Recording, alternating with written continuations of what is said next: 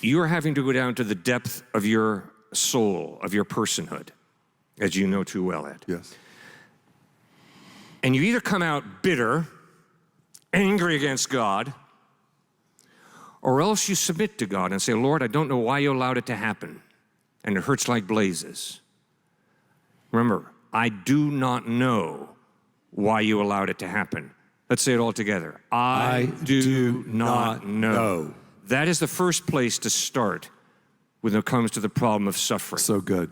And if anybody thinks that they can give a watertight answer to the problem of suffering, they are intellectually naive. You can't.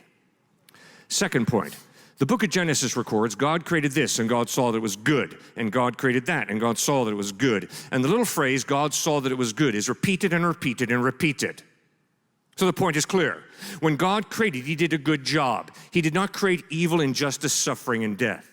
But in Genesis chapter 3, we read how human beings rebelled against God. That's where the train got off the track. That's where the arrow missed the mark.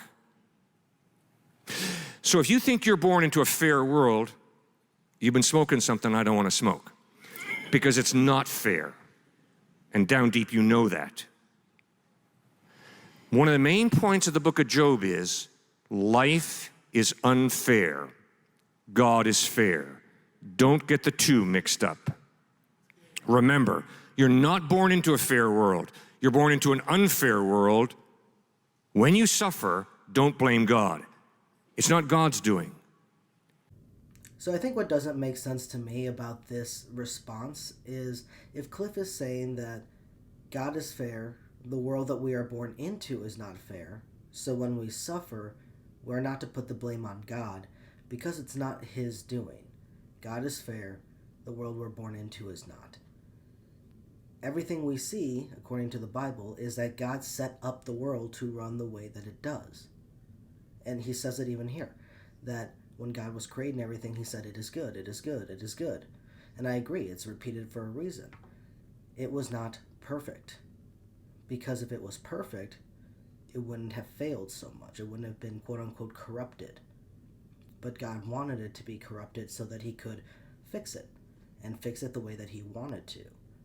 It was God who chose to make it so that people were born into this sin nature. It was God who decided to make it so that there would be natural disasters all throughout the earth, and he takes credit for them. As lots of believers will like to push back for Isaiah 45:7, when it says that I create light and darkness, I create good and evil. A lot of pushback is on that word evil, saying that it means calamity, it means like natural disasters and stuff. Okay, well then own it. God takes responsibility for causing those. God in the Bible uses them all the time as punishments, and you hear it even today when something happens like a tsunami. Christians will say, oh, well, something there, happened, they had a parade there that wasn't good or whatever. They mocked Jesus. That was punishment from God. So in the Bible, God takes credit for all of this natural disasters that cause suffering in the world. So, yeah, if God is the one causing it, then God is the one responsible for doing it.